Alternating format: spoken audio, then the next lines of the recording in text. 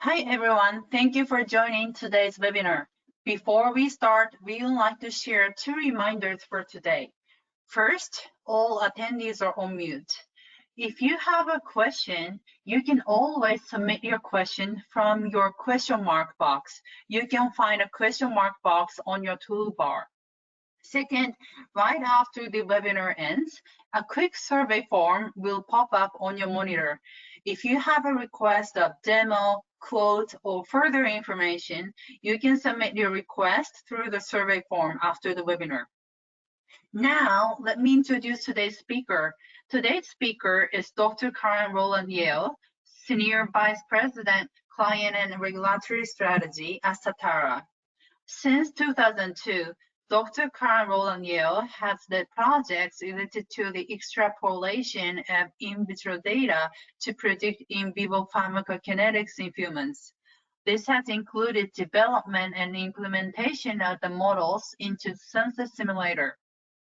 Karen has a deep experience and knowledge, especially in PBPK modeling and prediction of drug-drug interactions. So now, Karen, can you please start your session? Yes, thank you, Emmy, for the kind introduction. So good afternoon, everyone. I'm going to present some case studies involving drug-drug interactions, transporters, and also special populations. And I just wanted to mention at the start of this presentation that all of the case studies that are presented have been published or they're explained in detail in the reviews that have been done by the regulatory agency. So all are available in the public domain. So I'm just having problems moving the slide on here. Let me just sort this out. Okay, so obviously with respect to PBPK modeling, many years ago, about 20 years ago when we started SimSip and the development of it, there was very much a focus on the discovery side of things and, extrapolating in vitro data up to clinical data. And so we were very much in this area of drug development. And of course, we're still very much interested and have recently developed a SimSip discovery call that I believe Ian Gardner presented last week. But really what I'm going to be focusing on is the application of PBPK modeling in early to late development, specifically related to drug interactions, pediatric and special populations, organ impairment modeling. But also, importantly, what I want to indicate here is where it's had an impact on label claims. So in other words, where it's been able to replace actual clinical studies. And of course, this has increased significantly over the years. Sorry, I keep having a problem with my slides at the moment.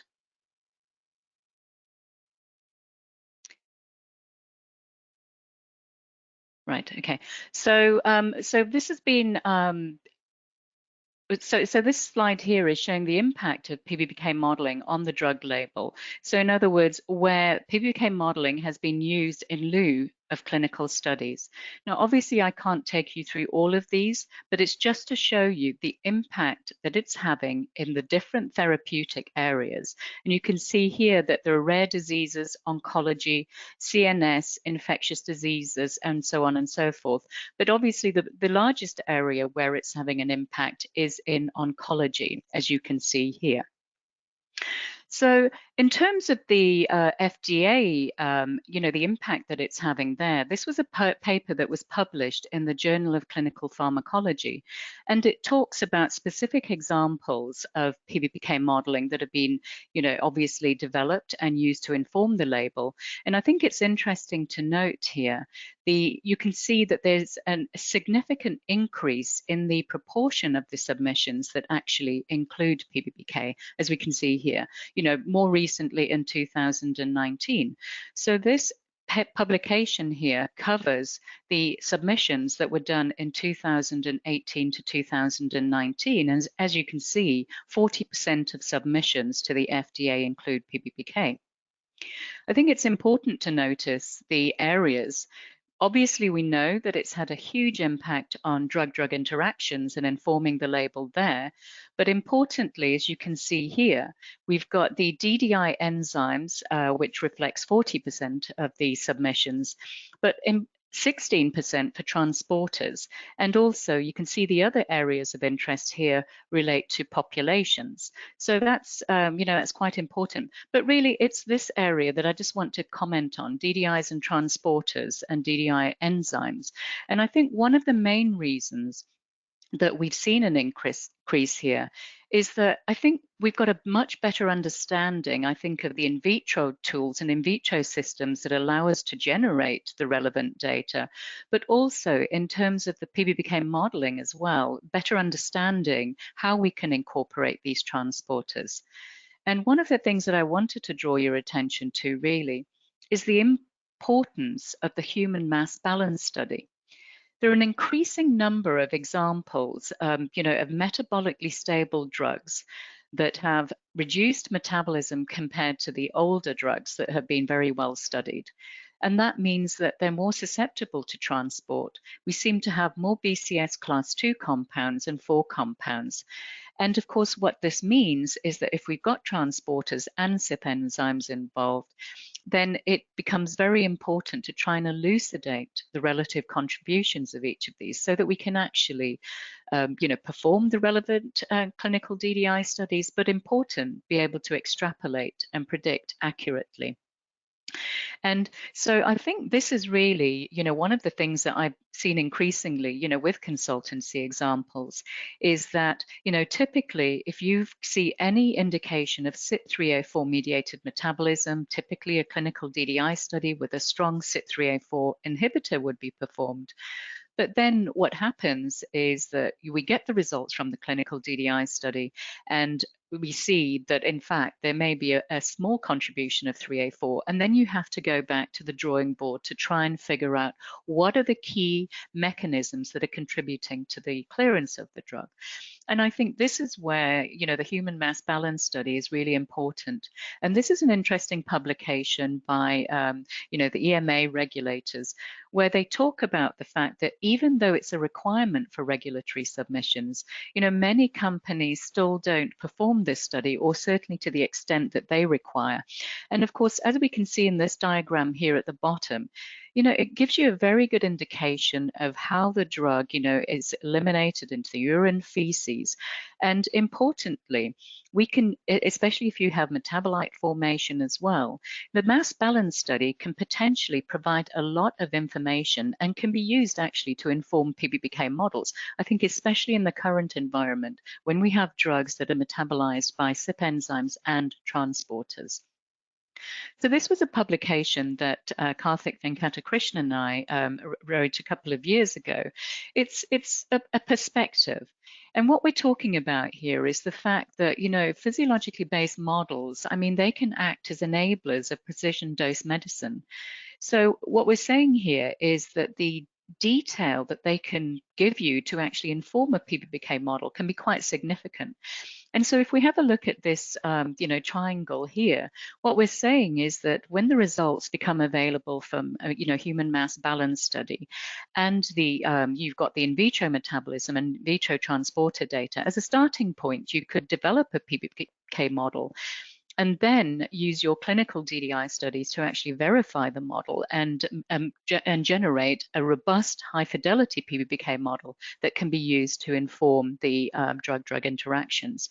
And of course, what we're talking about here then is actually using the totality of evidence to then be able to take this model to look at precision dosing.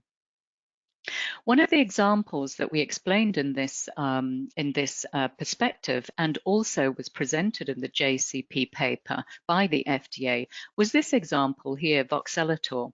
On the left-hand side, I'm explaining here for buprenorphine how you can actually use mass balance data to develop a robust PBPK model, verify the relative contributions of the different components using the clinical DDI studies, and then go on and predict doses in neonates.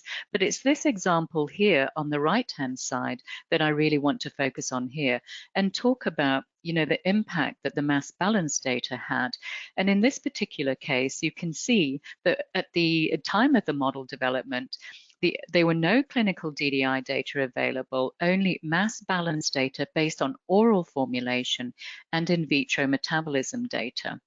And that was used to actually extrapolate to DDIs in patients with sickle cell disease and also healthy volunteers. And if we have a look at this data here that were extracted from the FDA review, you can see that on the left-hand side here, what we're talking about are these assignments were based on the mass balance data. So they were oxidation, conjugation, and reduction routes. And on the right-hand side here, this is the in vitro metabolic data that were performed. So there were recombinant CYP data and also HLM and chemical inhibition.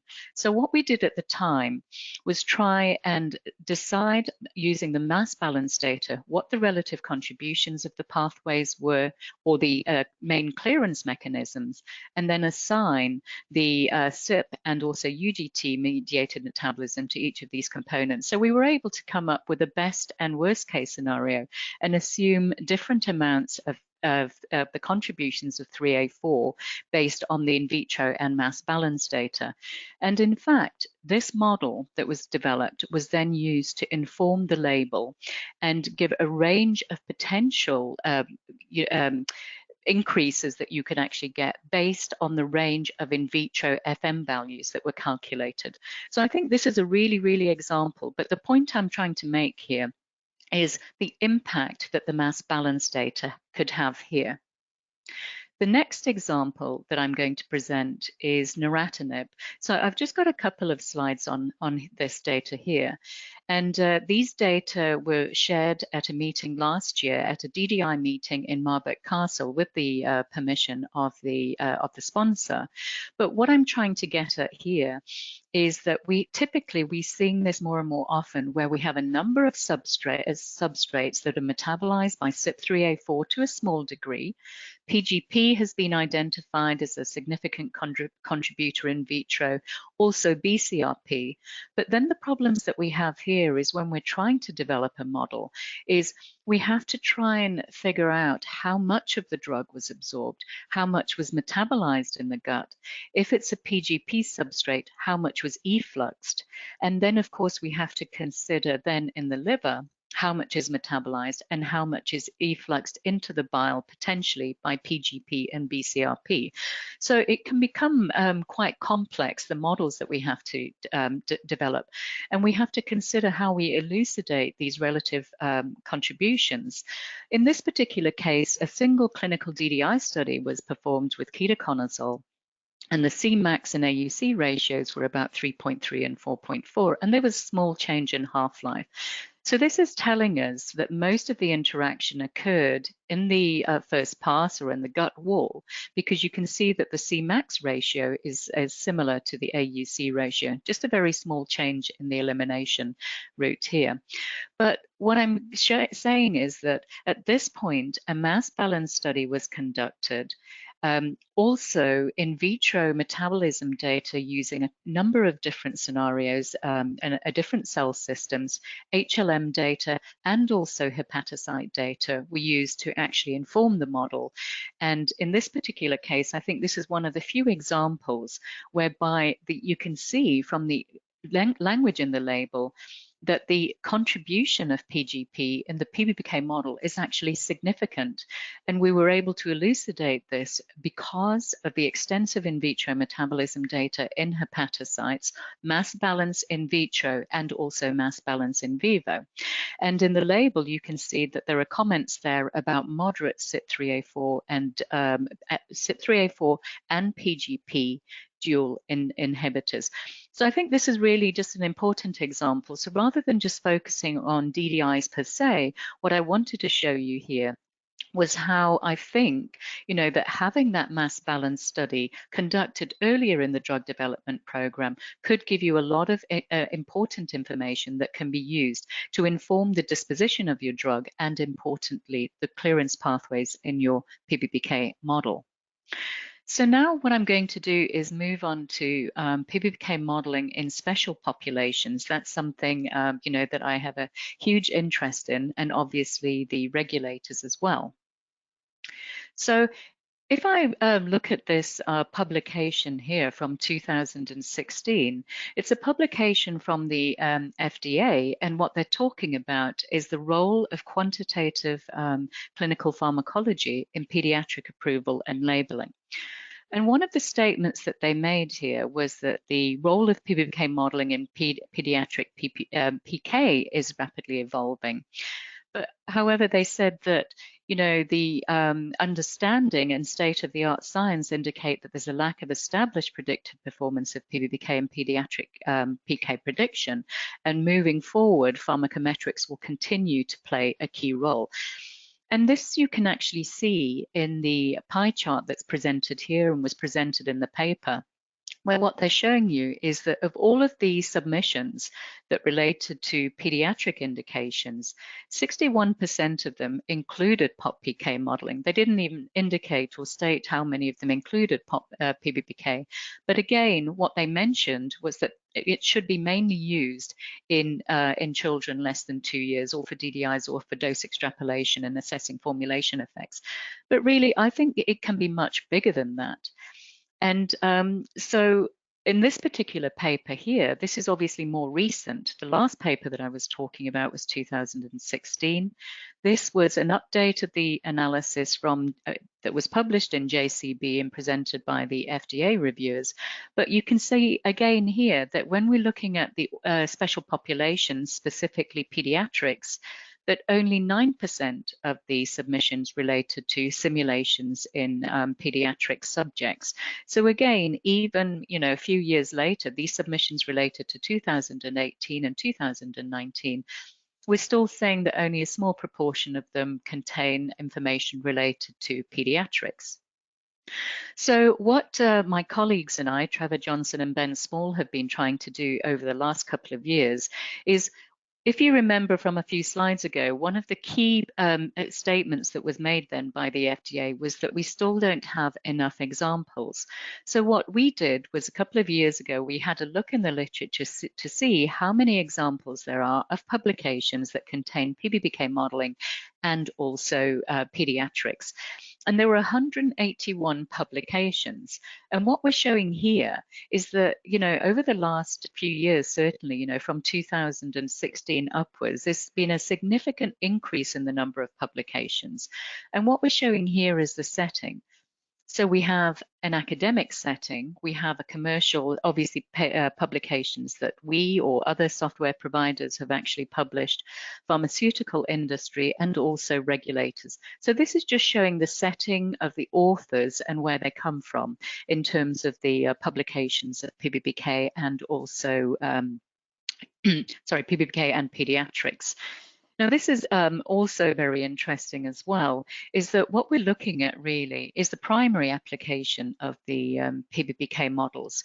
And you can see in this particular case here, what we're saying here is that the models have been mainly used to inform in clinical settings. So there are many clinical academic groups, across the world who are using PBPK modeling to try and understand drugs or try and set individual doses, perhaps based on pharmacogenetics, or an understanding of the disposition of the drug and the inter-individual variability. But again, it's important to recognize the increasing use, I think, in drug development. So after the primary application, what we did was have a look within each of these settings, so a clinical setting, drug development setting, and also data that we use to inform the system parameters.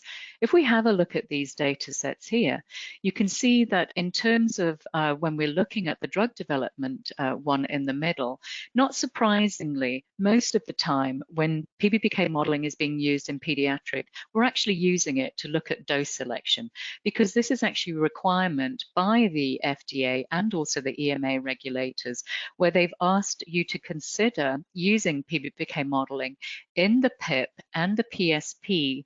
But these are both pediatric plans for the respective regulatory agencies in the FDA and also the EMA, because they want to know what the dose extrapolation should be in pediatrics.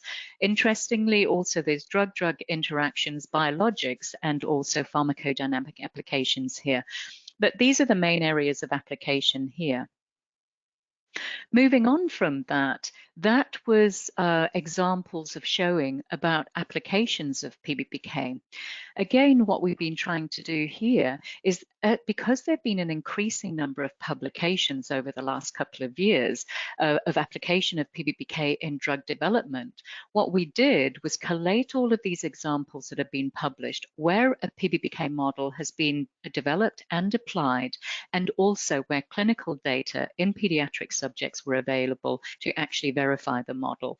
And I apologize for the resolution in this diagram here, but what we're trying to show you here is that we have the different age categories here. So we've got newborn, infant, younger child, older child, adolescent, and adult.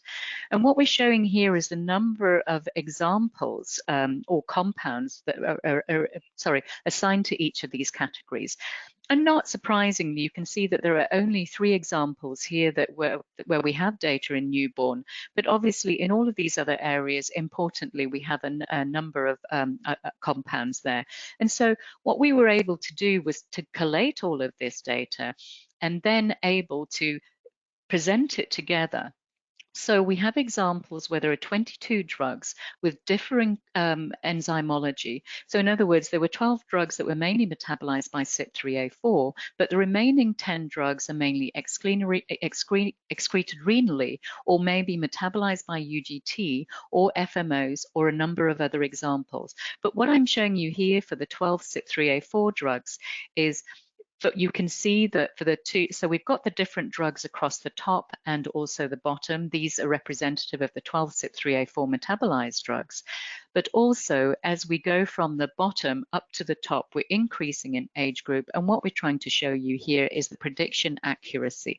So the predicted over observed ratios. The bold lines in each of these are representative of 1. So the closer they are to this line, the better the prediction accuracy. But what we found within this is that, the predictions are actually very good across the age ranges and surprisingly, irrespective of the mechanisms. So this is a key publication. And what we've said here is another step towards qualification, because we think it's important that if you are going to do submissions to the regulators, that you reference this publication and say, because it contains all of the examples that have actually been published where predicted and observed data are available for these different models here. But again, what we're trying to do is influence the regulators, collect all of this information so that we can actually then support regulatory submissions.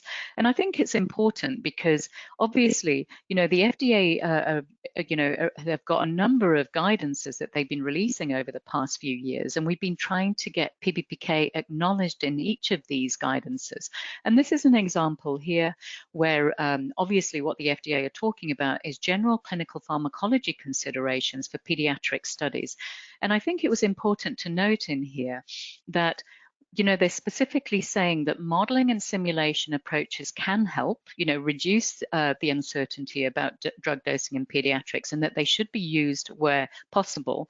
Obviously, again, they mentioned that POP-PK modeling is commonly used, but they say that PBPK modeling is increasingly applied in drug development, and specifically mention here in this paragraph below that because of the, increasing information that we have with respect to science and technology, that really, we should be using PBPK modeling more and more. So I think that, again, this is a good sign of the acceptance of PBPK modeling.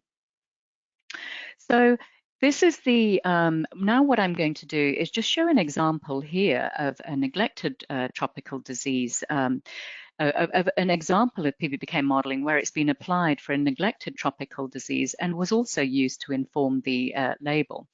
So in this particular case, you can see that we've got the, this is just showing really the importance and the impact. What we're talking about here is Onchocerciasis, which is caused by the parasitic worm, and it's transmitted by infected black flies. And the thing about it, if it's left untreated, it can end up in visual impairment and permanent blindness, and it infects a significant proportion of the sub-Saharan population here, and typically has been used, has been treated using ivermectin. Another drug that is being developed to treat, also to treat onchocerciasis is Moxidectin.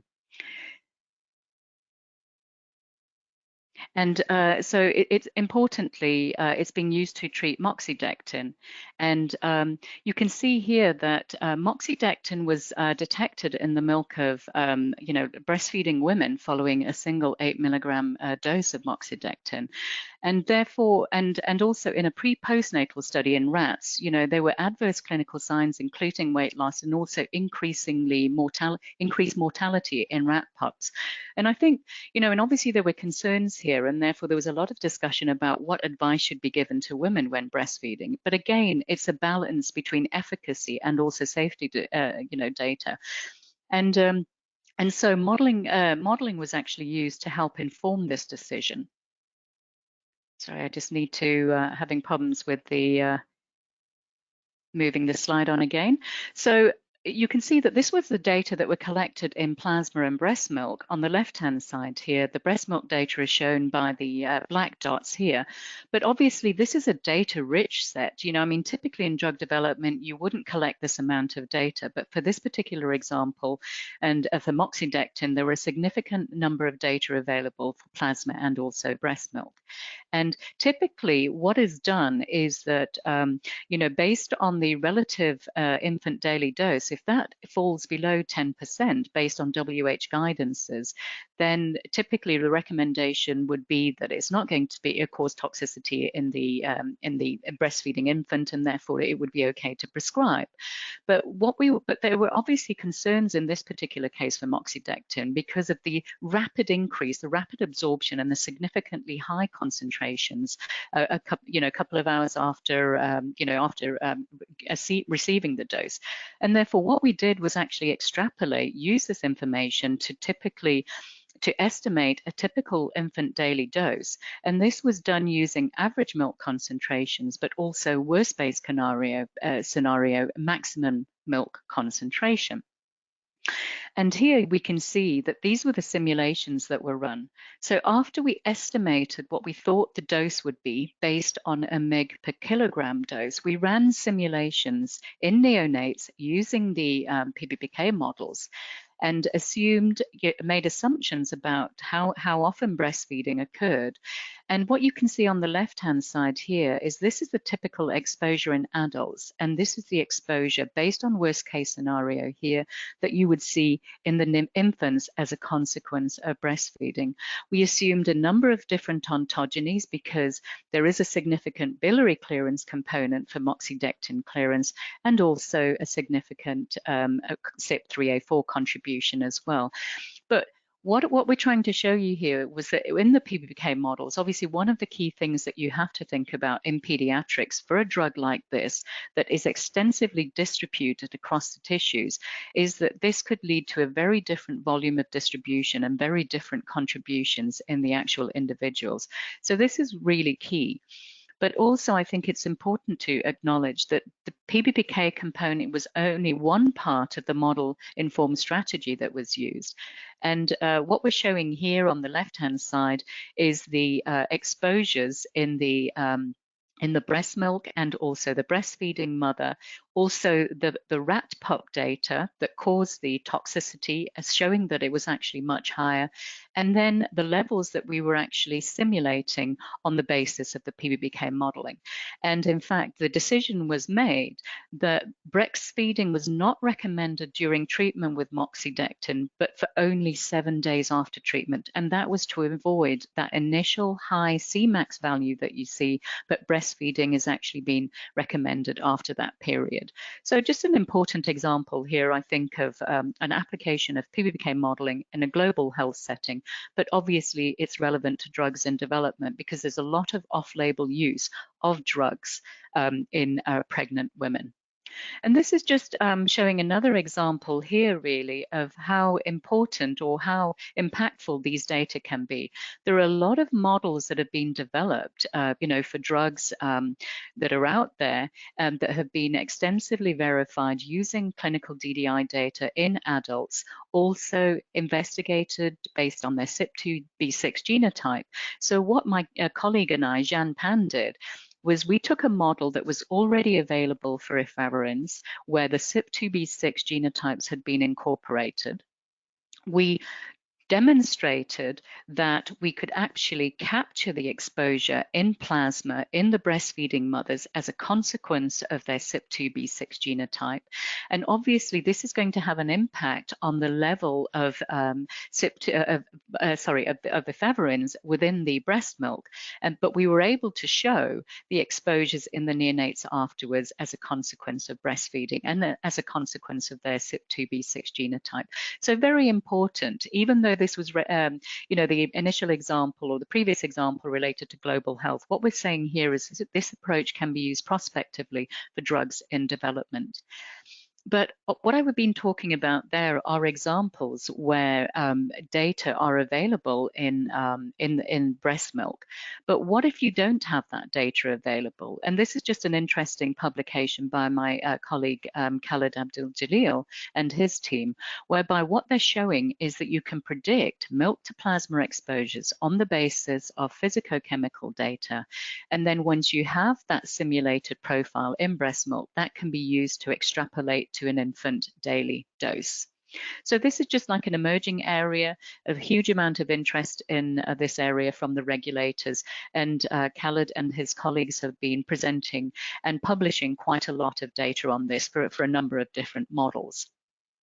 What I'm going to do now for the last part of my presentation is mainly what I've been talking about are case studies that have had an impact with EMA and FDA regulators. But what I want to talk about now is just this paper that was published a number of years ago, where it was talking about quantitative modeling and simulation in the PMDA and their experiences, and this was the Japanese regulatory perspective. And interesting, you can see that this was published in 2016-17. You'll be aware of this publication. And at the time, they said that they began to receive electronic data in new drug applications and that there were 17 submissions. And of these 17 submissions, you can see, not surprisingly, again, that DDI and pharmacogenetics were obviously the main contributor. But even at that time, the organ impairment was receiving a significant amount of interest. But the main point I'm trying to make is that, in 2014-16, there were about 17 submissions, and that was the perspective that was presented. There's been an updated, perspective, that came out earlier this year on the activity and the quantitative modeling and simulation. So I think it's interesting to see the impact, that PBPK modeling is having in Japan and also with the regulators. And what we're showing on the left-hand side here is, it's focusing on the POP-PK exposure response modeling, PK/PD exposure response modeling. But on the right-hand side here, this actually relates to PBPK. And you can see here that this is talking about the percentage of NMEs that were submitted with respect to PBPK. It's not as high as POP-PK, but it's increasing significantly. And I think that is the important thing here. You can see that the number of submissions and the proportion of submissions have increased significantly since 2014. I'd like to thank the PMDA for allowing me to share this slide. Unfortunately, I don't speak Japanese, but the one thing that I wanted to draw your attention to is this final column here. You can see the last two columns, that one relates to the dates, and you can see that obviously this is really examples where PBPK modeling has had an impact on the label. And in the second to left column here, you can see the date. And I think for me, it's very pleasing to see that suddenly you can see this huge increase here as you go from 2020 to 2022. And also, interestingly, in that last column there, you can see that the area of application. Again, not surprisingly, drug-drug interaction remains the key area of application. But I think for me, particularly, it's also pleasing to see that we are seeing some special populations there as well, including pediatrics and also pharmacogenetics. So this is example here actually relates to Eliglustat or Sedelga, and that's really what I'm going to talk about as one of my case studies next. So this is a drug that I had the pleasure of working on many years ago when it was first being developed. And I think, it's a very, very interesting drug. And this is really where I think, PBPK modeling is very, very strong. When you have these types of drugs, this drug had a very, very high clearance, as you can see here, 2,500 liters per hour. It was metabolized by CYP2D6 and CYP3A4. It was also a time-dependent inhibitor of CYP2D6, and therefore you had this nonlinear kinetics. And therefore, obviously, on the basis of this, a number of clinical DDI studies were conducted for paroxetine, ketoconazole, and rifampicin in CYP2D6 EMs and PMs. And in fact, some DDI studies were conducted in PM subjects as well. But as you can imagine, the number of scenarios that you would have to investigate because of the nonlinearity of the drug, also the contribution of CYP2D6 and CYP3A4 is enormous. So PBPK modeling was used in the early days to develop a model that could, assess the different contributions of CYP3A4 and CYP2D6 as a consequence of time and dose, but importantly, to look at the exposure in CYP2D6 EMs and PMs. And of course, at this point in time as well, you have to consider that the abundance data was different for the different phenotypes. So this model's received a lot of attention over the years, but I think, it's important to recognize that even very early on, the regulators recognize the importance of this. We're talking about, maybe 10 years ago, recognize the importance of PBPK modeling then, especially for these scenarios here where it wasn't possible to conduct every clinical DDI study going.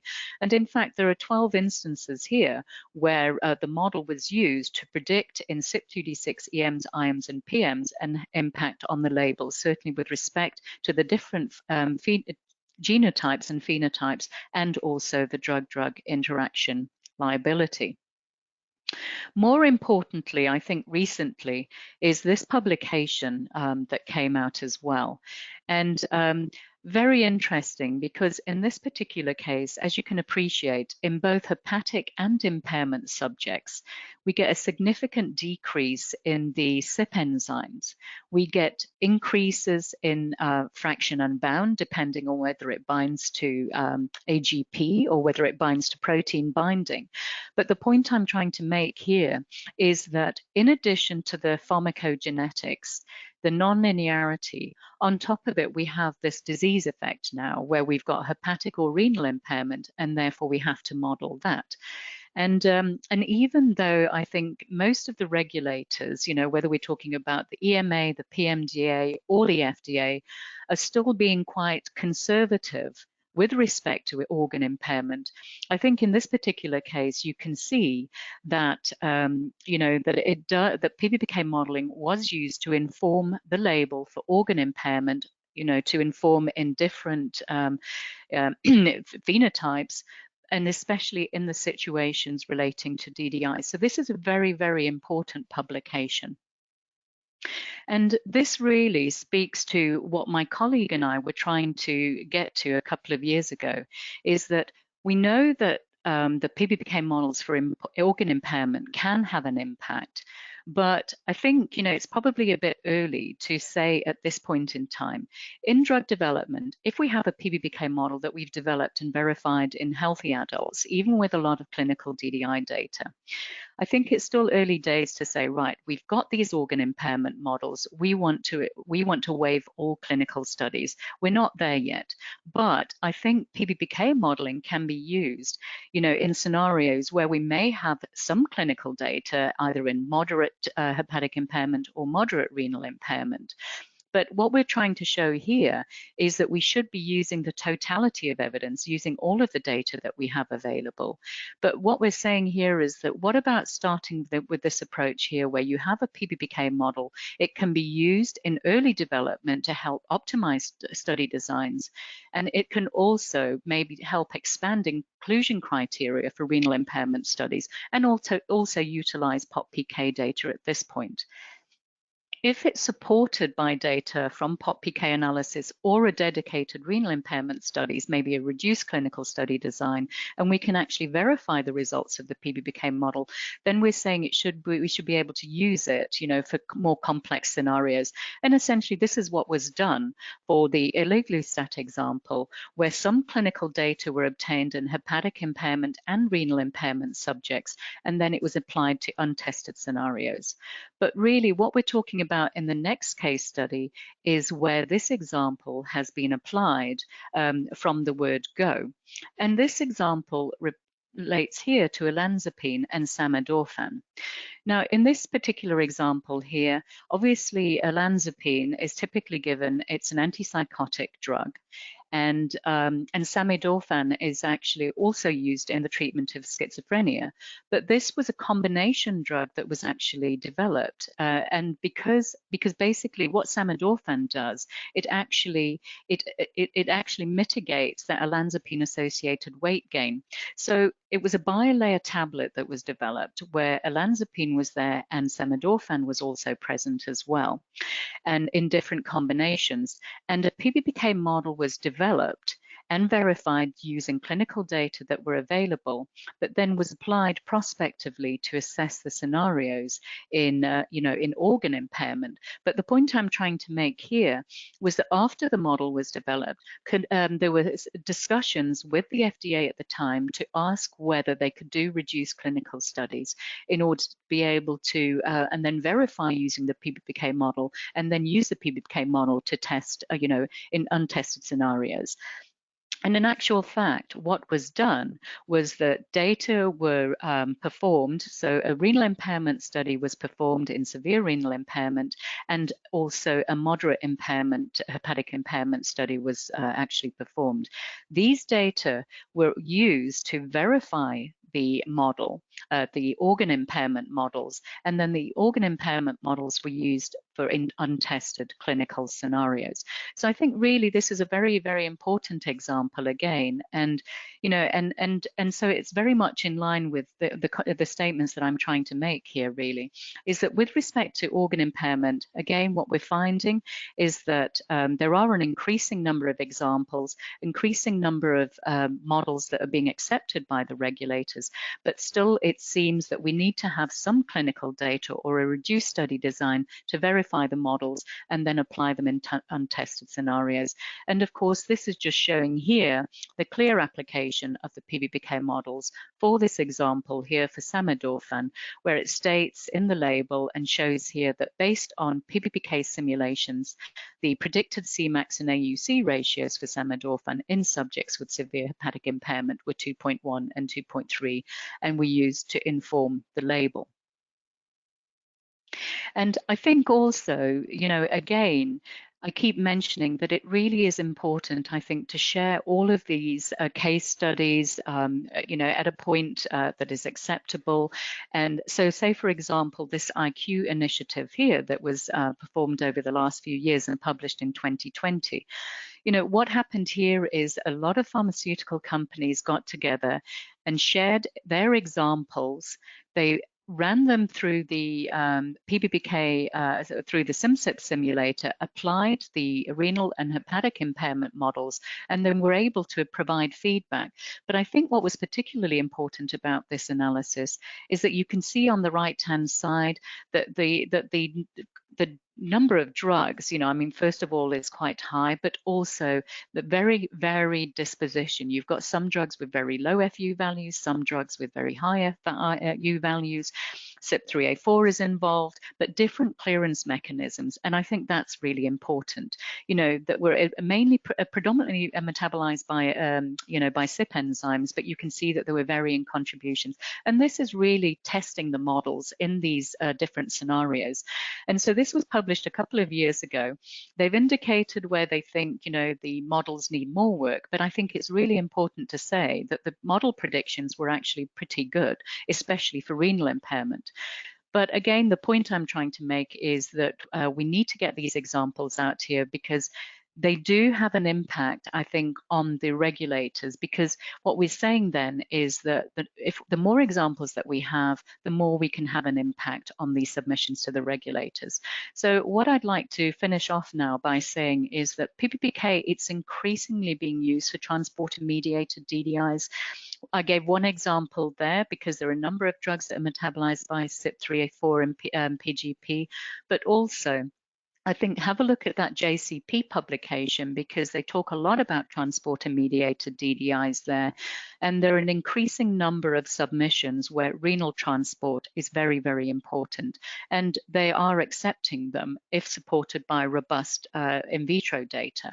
So very important to note that increasing number of submissions and also I think increasing regulatory acceptance as well. Importantly, emerging number of examples for organ impairment. Also, as I said, increasing acceptance for when clinical data are available. But also importantly, I mean, you've seen from some of the publications that I've shown today that there's also increasing application for pediatric submissions. And I think this guidance that was released recently by the FDA, where they're actually endorsing or supporting the use of PBPK modeling is really, really important. And also, I think, you know, the number of examples that are coming out, the number of presentations that are being given as well, disseminating all of this knowledge also has an impact. I think with respect to pregnancy, I took part in a live LinkedIn webinar yesterday with a number of experts in the area, clinicians, Sue Cole from the EMA and also Peng Zhao as well. And what we were trying to talk about there, or the points that we were trying to emphasize, is that with respect to PBPK modeling in pregnancy, we do have models. There are an increasing number of publications showing that the models do work, especially for certain enzymes. But again, I think, you know, we need to have more examples, more qualification examples, but also I think make people more aware of the application of the models before we move forward, before we actually get to the point where simulations are accepted in lieu of the actual clinical studies themselves. So I'd like to finish off now by thanking my colleagues at SIMSIP in the top line there, also my colleagues at IDD, who also work at Certara, but importantly, I would like to, you know, acknowledge sponsors MDGH who are developing Moxidectin, and also the Bill and Melinda Gates Foundation. So thank you very much for your time, and I'd be more than happy to take any questions now. Hi, Karen.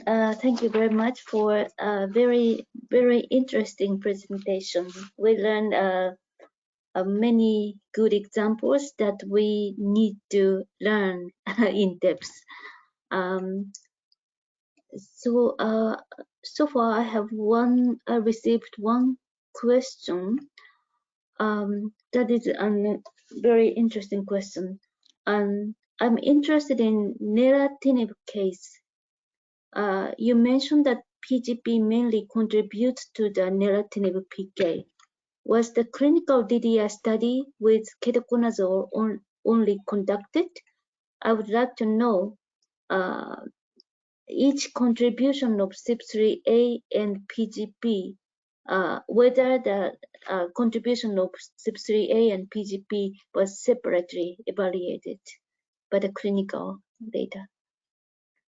So the answer to that question is it wasn't. No, that one study was conducted using ketoconazole. And obviously ketoconazole we know is an inhibitor of CYP3A4 and also PGP. And so what happened was the change in Cmax was quite similar to the change in AUC ratio. We're talking about 3.3 versus 4.4.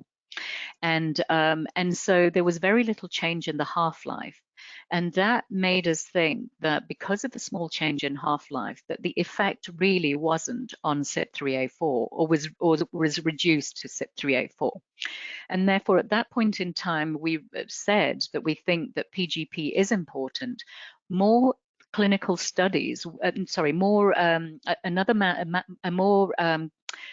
complete mass balance study was conducted clinically in order to be able to look at the different contributions and also consider the PGP-mediated efflux.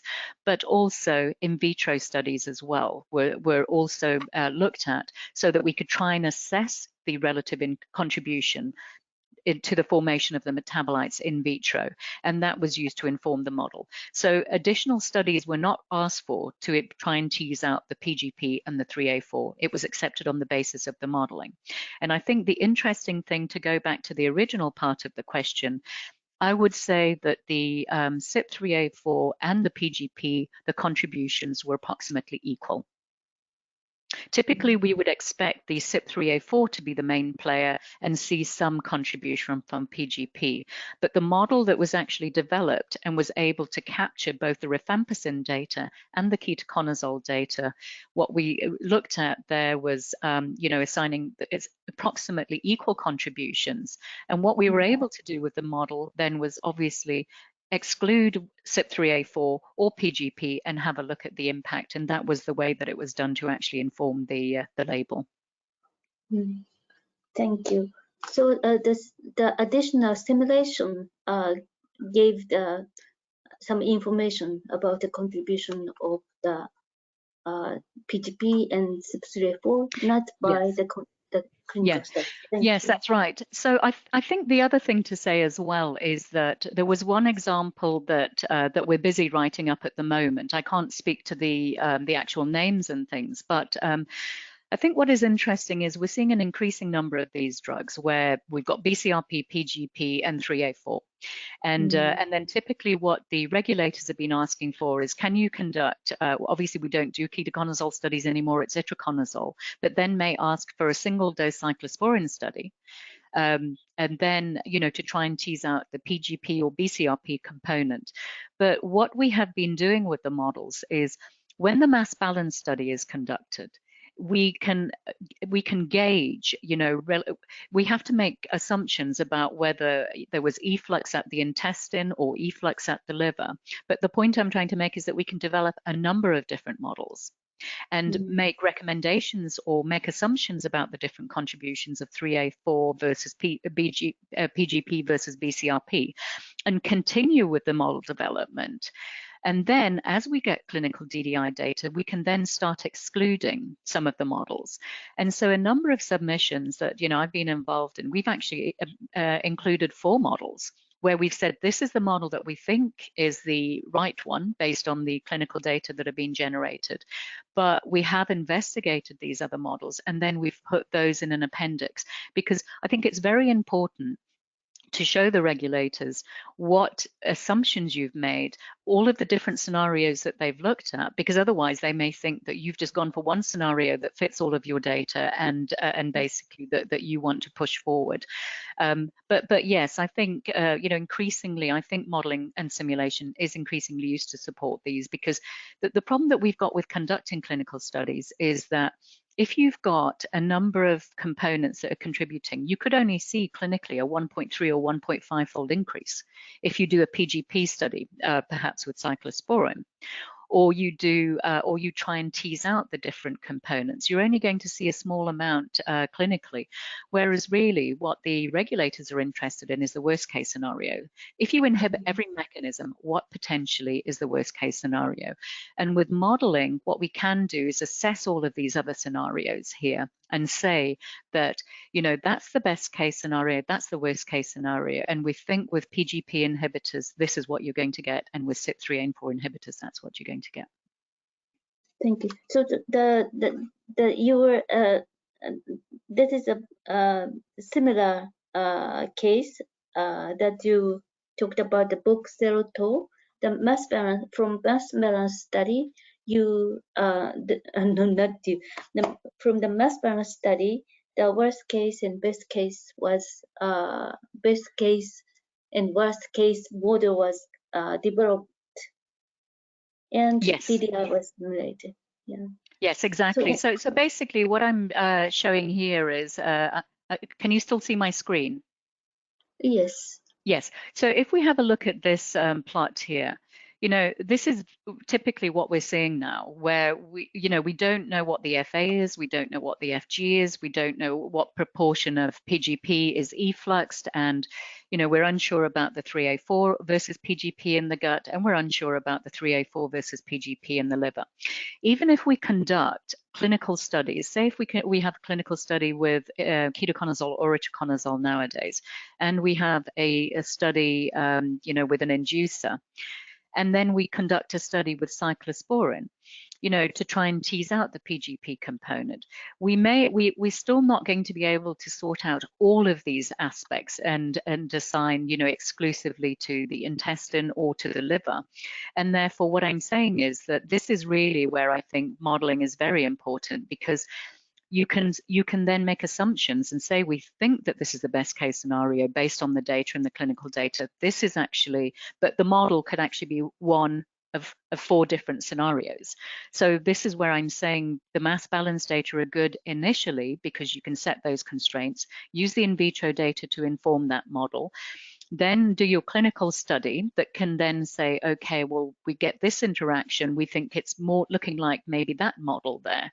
And then submit your best case model, but make the regulators aware of the fact that you have assessed these different scenarios. But yeah, I'm seeing more examples like this, rather than, I think probably about 4 or 5 years ago, the regulators may have said, can you run this simulation? No, can you run this clinical study? Can you run that clinical study? Whereas now I think what they're asking you to do is submit a modeling and simulation strategy along with relevant clinical studies. Yeah. Thank you. So we don't have any other question, but please submit your question from the question mark if you have any question. Yes. So, thank you, Noriko. Thank you, Karen. So everyone, thank you so much for joining today's webinar. If you have any further questions or requests of demo or information or quote, then please submit your request through the survey popping up on your monitor right after this webinar. So thank you so much, Karen, for your presentation today. And Noriko, thank you for Q&A session. Emi-san, may I ask one question from me? Of course. The renal impairment simulation was very interesting to me, and you validated the model by using the one or two groups of the impairment, organ impairment group. Yes. So if the clinical data is not recovered by using the renal impairment population file, what should we do? Should we consider about the compound model, to modify the compound model first, or should we consider something else in the population file? So I think, I mean, it's a very important question, because I think, just to give you an example, you've got a drug like, one of the key things that people forget with, I think, renal impairment and the application of the models is, we know that CYP enzymes are reduced, specifically CYP3A4, we know that there's a significant reduction. I think one of the less obvious, and we know that albumin levels are decreased, and therefore your fraction unbound can increase. And so typically what happens is you get this interplay between your protein binding and CYP3A4. If your drug is bound to AAG, which actually increases, then you've got a decreased fraction unbound and a decreased CYP enzyme. So I would always initially go and interrogate the population model, just to sort of see, well, the drug and the population model, and sort of see whether there's anything that I've missed, like maybe the binding protein, because automatically we assume that it's bound to albumin, whereas in fact it could be AAG, or there could be some other factor. So I would look at the data in its entirety.